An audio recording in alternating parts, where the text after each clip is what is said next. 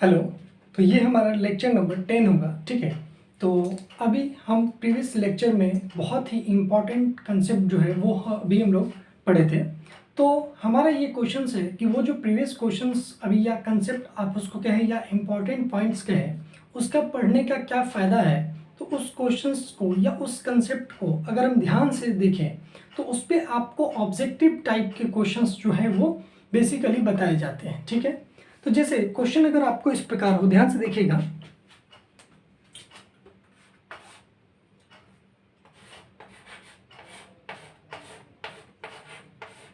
Suppose an AP x1, x2, x3 dot dot dot आपका xn तक क्या है, आपका एपी गिवन है, ओके। उस common difference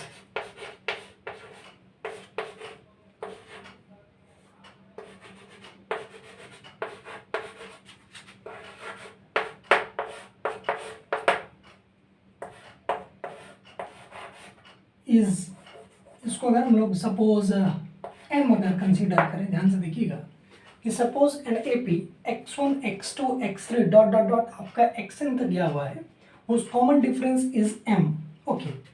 and if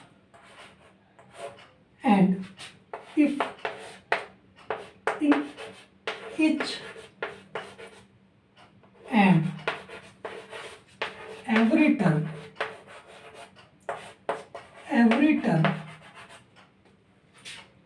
suppose 5 is added, या फिर 5 को अगर हम n लिख दें, n is added, okay, then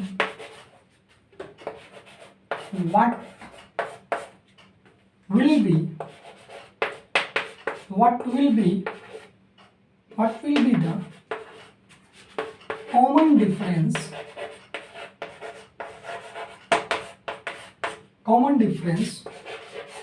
of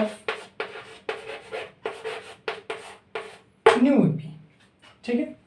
तो आपको रिजल्ट इसका अगर पता हो तो डायरेक्ट हम लोग आंसर क्या लिखेंगे कि अगर जो एपी है, अगर उसका कॉमन डिफरेंस अगर m है, ठीक है, तो उस नंबर में भले हम कुछ भी ऐड करें उसके टर्म में, तो हमारा जो कॉमन डिफरेंस है उस पर कोई फर्क नहीं पड़ता था। इसीलिए जो न्यू एपी फॉर्म करेगा और उसका जो कॉमन डिफरेंस होगा उसका भी आंसर क्या होना चाहिए, दैट इज m। ध्यान से, ये कब m होगा, जब एडिशन की बात हो रही है, ठीक है। उसी प्रकार अगर क्वेश्चंस को अगर थोड़ा सा बस हम चेंज करें कि suppose an AP x1, x2, x3 dot dot dot आपका xn गया हुआ है, उस common difference is m, and if in each and every term n is subtracted. ध्यान से देखिएगा, पहले एडेड था, अब हम लोग इसको सब्ट्रैक्ट अगर कर दें, subtracted, then what will be the common difference of new AP, ठीक है।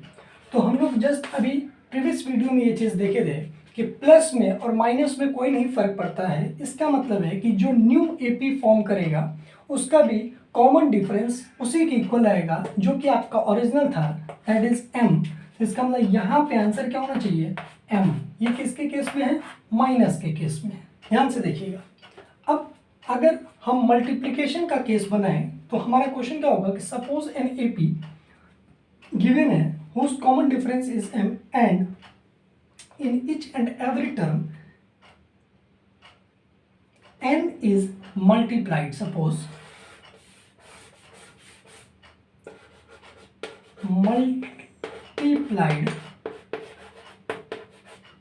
Multiplied, then what will be the common difference of new AP. तो ध्यान से देखिएगा, हम लोग क्या चीज़ सीखे थे, हम लोग सीखे ये चीज़ थे कि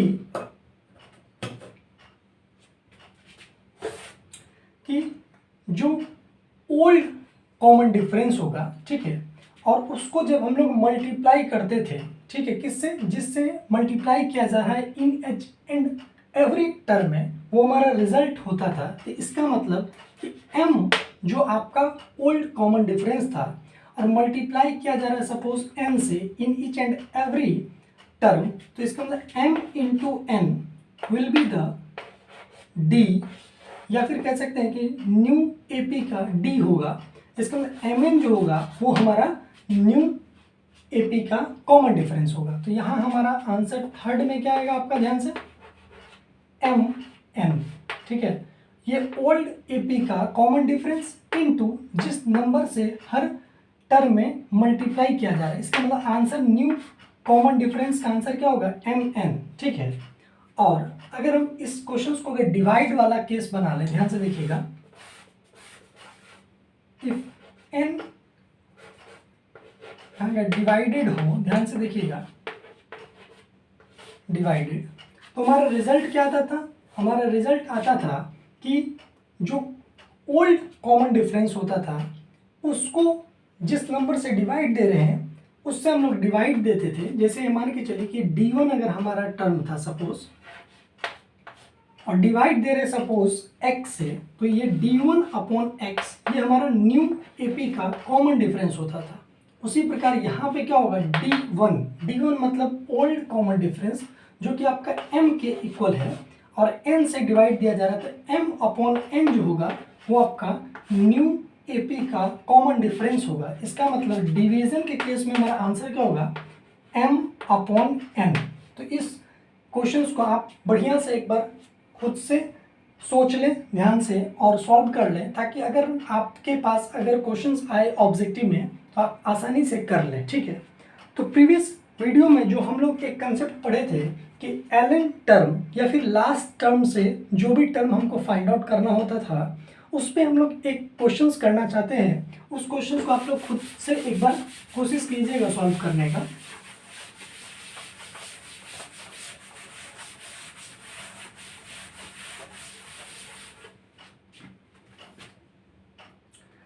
ये एक क्वेश्चन है suppose,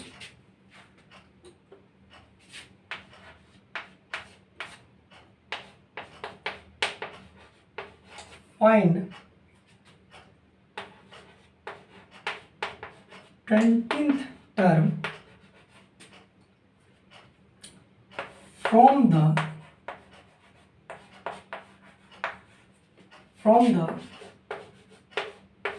last of an AP 3, 8, 13 आपका ... 2, 5, 3, ठीक है। तो ये क्वेश्चंस को आप लोग एक बार खुद से सॉल्व करें, ठीक है। अगर आप लोग कर पा रहे हैं, इसका मतलब है कि जो हमारा प्रीवियस वीडियो में जो हमारा एनर्जी लगा था वो आप लोगों के लिए सूटेबल है।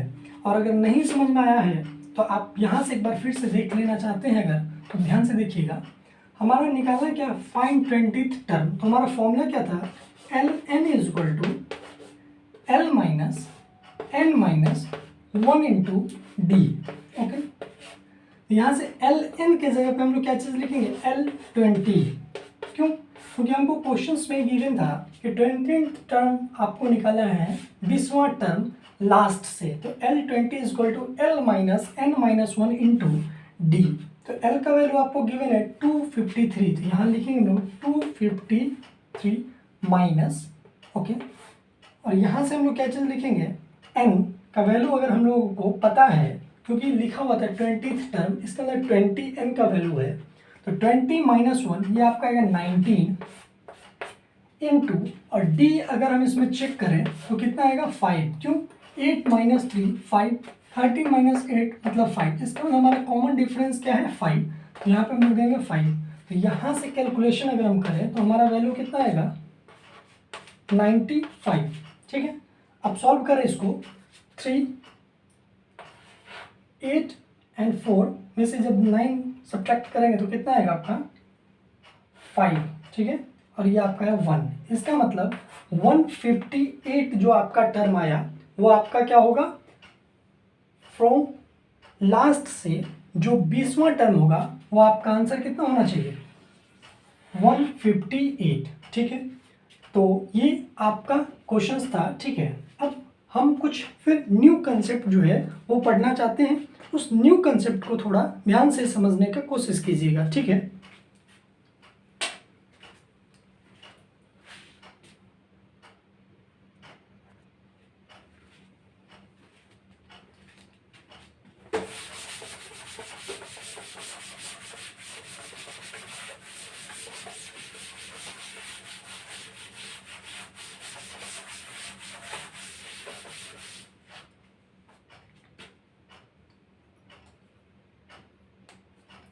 ये जो हमारा कंसेप्ट है वो थोड़ा सा इम्पॉर्टेंट कंसेप्ट है, तो इस चीज़ को थोड़ा ध्यान से देखिएगा।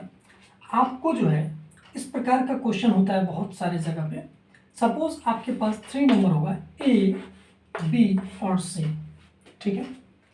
आपके पास 3 नंबर्स अगर है, सपोज ए बी सी, और ये जो नंबर है वो सपोज आप कीजिए कि ये आपका एपी में है, ठीक है। तो यहाँ से हम लोग जानते हैं कि अगर ए बी सी अगर ए पी में होगा, इसका मतलब हम कह सकते हैं कि b minus a is equal to c minus b. क्यों? क्योंकि बी माइनस ए हमारा कॉमन डिफरेंस है और सी माइनस बी भी हमारा क्या है, कॉमन डिफरेंस। इसका मतलब दोनों क्या होना चाहिए, इक्वल। तो यहाँ से हम लोग क्या चीज़ लिख सकते हैं, बी, और इसको अगर हम लोग इधर ले जाएं तो हमारा टर्म क्या बनेगा, b plus b is equal to c plus a, and b plus b हमारा वैल्यू आएगा 2b, जो कि a प्लस सी के इक्वल आएगा। तो यहाँ से हम लोग लिख सकते हैं ध्यान से कि b is equal to a plus c upon 2।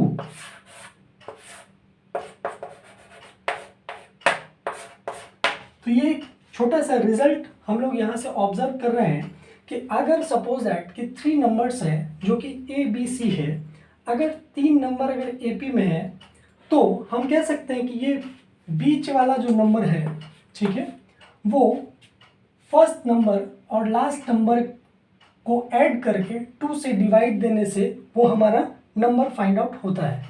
या फिर हम ऐसे भी कह सकते हैं, आप अगर एवरेज जानते हो ध्यान से, अगर एवरेज अगर हमको निकालना हो, जैसे सपोज 1, 2 और 3, तो एवरेज का फॉर्मूला क्या होता है कि sum of all observation upon number of observation. तो यहाँ से हम कह सकते हैं 1 plus 2 plus 3 upon 3, 3 plus 2 5, 5 plus 1 6, 6 upon 3, ये हमारा वैल्यू क्या है, 2। और ये जो नंबर आया 2 वो किसके बराबर है, ये 2 के ही इक्वल है, ठीक है।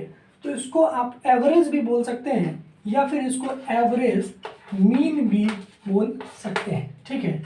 तो हम ऐसे भी कह सकते हैं कि ये बीच वाला जो नंबर होता है वो एवरेज मीन होता है फर्स्ट और लास्ट नंबर का, ठीक है क्या।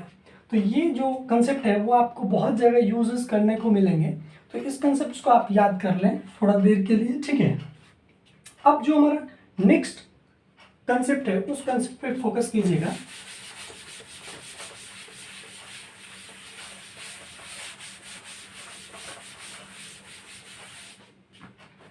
जैसे मान चलिए सपोज कीजिए कि आपको इस प्रकार का भी क्वेश्चंस बहुत होते हैं कि मान चलिए आपके पास क्या है, 3 नंबर्स हैं, ठीक है, और 3 नंबर्स कैसे हैं, एपी में है। तो वो 3 नंबर्स क्या क्या होंगे उसके लिए हम आप लोगों को हिंट देना चाहते हैं। ध्यान से देखिएगा, अगर सपोज दैट कि 3 नंबर्स हैं, अगर वो एपी में है तो आप इजी के लिए आप कंसिडर करें A minus D, A and A plus D. क्यों? क्योंकि यहाँ से अभी हम लोग जब कैलकुलेट करेंगे डी तो हम लोग देख सकते हैं कि A minus of A minus D, तो यहाँ से हमारा वैल्यू क्या आएगा, ए माइनस ये आपका बनेगा प्लस, ये कैंसिल आउट तो हमारा वैल्यू क्या है, डी। यहाँ पे भी हम लोग अगर चेक करें तो क्या आएगा, ए प्लस डी माइनस ए कैंसिल आउट तो वैल्यू क्या रहा, प्लस डी। तो हम लोग देख रहे हैं कि दोनों केसेस में हमारा वैल्यू क्या रहा है, प्लस डी। इसका मतलब है कि हमारा जो ये नंबर कंसीडर किया गया है वो एपी में है जिसका कॉमन डिफरेंस क्या है, प्लस डी, ठीक है। तो ये आप लिख लें ऊपर में कि 3 नंबर आर इन एपी, मतलब कि आपको जब भी कोई क्वेश्चंस दिखे कि suppose 3 numbers are in AP तो आप कंसीडर करें ए माइनस डी, ए और ए प्लस डी। इसका एक बेनिफिट क्या होता है कि आपको ए जो है वो कैंसिल आउट आसानी से हो जाता है, ठीक है। तो इसीलिए हम लोग ए माइनस डी, ए और ए प्लस डी जो है वो कंसिडर करते हैं, ठीक है। अब दूसरा आपका जो यूजेज आएगा वो 5 नंबर्स अगर एपी में हो और कॉमन डिफरेंस अगर हम लोगों को प्लस डी ही लेना हो तो कौन सा नंबर होगा।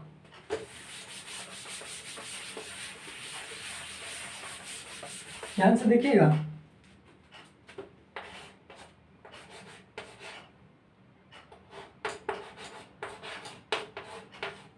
ठीक है, अगर हम लोग लिखते हैं ध्यान से कि a minus 2d, okay, a minus D, a plus D and a plus 2d, ध्यान से, ठीक है। अगर ये हमारा जो है, अगर मान चलिए कि हमारा 5 नंबर्स है, a minus 2d, a minus D, a और a प्लस डी और a प्लस 2d, ठीक है। तो अगर हम लोग इसमें d कैलकुलेट करें तो हमारा वैल्यू क्या आएगा, देखिएगा, इसमें से इसको माइनस जब करेंगे तो क्या आएगा value, a minus D minus a, ये बना देगा आपका प्लस 2d, ये कैंसिल आउट, तो यहाँ से वैल्यू आएगा plus d, okay.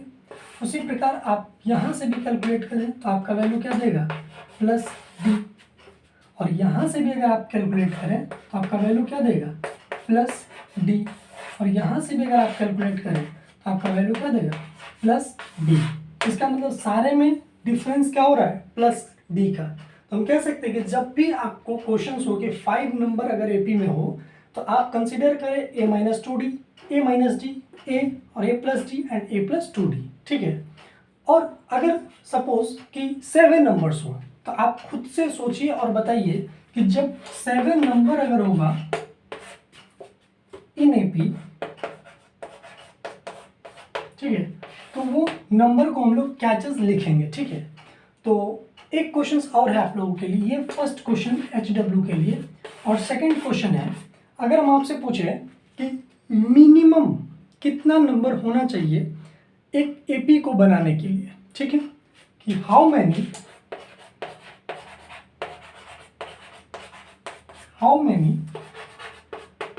Minimum term will be required for an AP, ठीक है। तो इस 2 क्वेश्चंस को जो है वो आप लोग खुद से सॉल्व करें, और नेक्स्ट वीडियो में हम लोग इसका डिस्कशन करके और अपने वीडियो को आगे प्रोसीड करेंगे, ठीक है। तब तक के लिए धन्यवाद।